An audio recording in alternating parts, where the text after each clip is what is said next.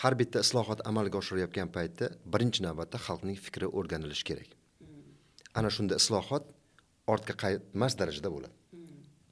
Chunki xalq ana shu islohotga xohish bildirsa, u bitta avtoturargoh masalasida emas, oddiygina masalada ham o'z natijasini beradi. Shu poytaxt hududida yashovchi, ishlovchi fuqarolar nomidan aytaman bu narsani. Har qanday islohotni amalga oshirilayotgan paytda jamoatchilik fikrini o'rganuvchi mexanizmlar bor.